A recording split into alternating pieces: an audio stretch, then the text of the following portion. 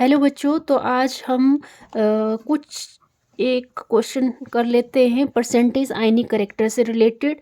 ठीक है, तो हमारा फर्स्ट ही क्वेश्चन है, the dipole moment of lithium hydride is 1.964 into 10⁻⁻29 centimetre coulomb metre and interatomic distance between lithium and hydrogen in the molecule is 1.596 angstrom. Calculate the percentage ionic character in lithium hydride. देखो, lithium दिया है और hydride दिया है। ठीक है, lithium hydride दिया हुआ है और उसकी जो ऑब्जर्व वैल्यू है, मतलब म्यू की वैल्यू हमें गिवन है, ये ऑब्जर्व वैल्यू है, ये हमें गिवन है। कितनी है ये? 1.964 इंटू 10⁻⁻29 मीटर। ठीक है, ये कॉलम मीटर, ये वैल्यू हमें गिवन है। ठीक है, और यहाँ से मतलब इसका इंटर न्यूक्लियर डिस्टेंस, यहाँ से यहाँ का जो डिस्टेंस है वो भी गिवन है, वो दिया है 1.596 एंगस्ट्रॉन्ग। और हमें क्या निकालनी है? परसेंटेज निकालनी है आयनिक करेक्टर इन लिथियम हाइड्राइड। तो पहले तो हमें परसेंटेज निकालने का फॉर्मूला आना चाहिए। परसेंटेज ऑफ आयनिक करेक्टर, क्या फॉर्मूला होता है परसेंटेज ऑफ आयनिक करेक्टर का?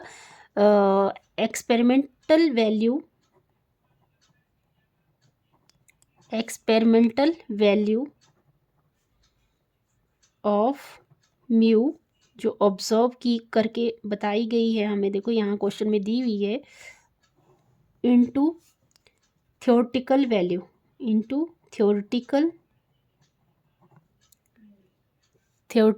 वैल्यू ऑफ डाइपोल मोमेंट, जो क्या है? आयनिक है, इनटू 100। तो देखो यहाँ पे जो म्यू ऑब्जर्व की वैल्यू है वो तो हमें गिवन है। अब यहाँ पे हमें सिर्फ क्या, हमें थ्योरेटिकल वैल्यू निकालनी है म्यू की, जो हमें पता है क्या फॉर्मूला होता है, ये हमने किया भी है। थ्योरेटिकल वैल्यू ऑफ म्यू, जो क्या है, एक आयनिक नेचर में है। ठीक है, तो इसकी वैल्यू निकालने के लिए हमें क्या पता है? डाइपोल मोमेंट की वैल्यू पता है। डाइपोल मोमेंट क्या होता है? Product of magnitude of charge into distance, पता है ना हमें ये वैल्यू।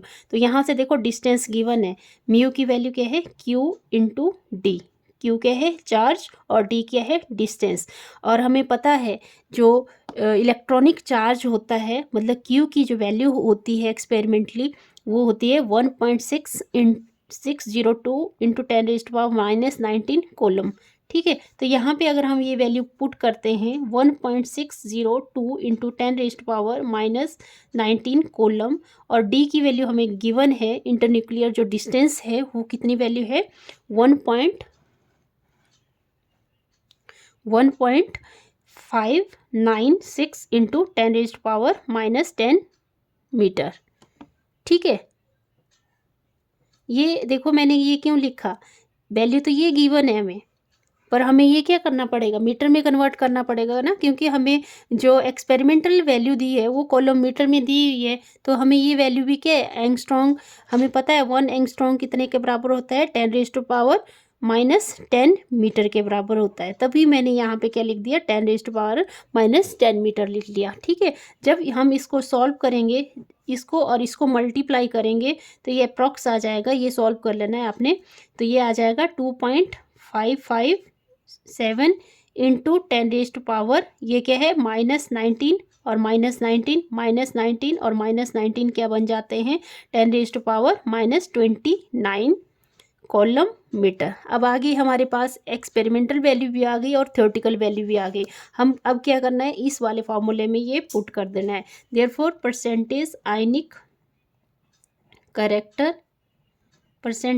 करेक्टर क्या आ जाएगा? Experimental value of mu observe, जो हमें क्वेश्चन में गिवन है, ये क्या थी? 1.964 इंटू 10⁻⁻29। ठीक है, 1.964 इंटू 10⁻⁻29 कॉलम मीटर।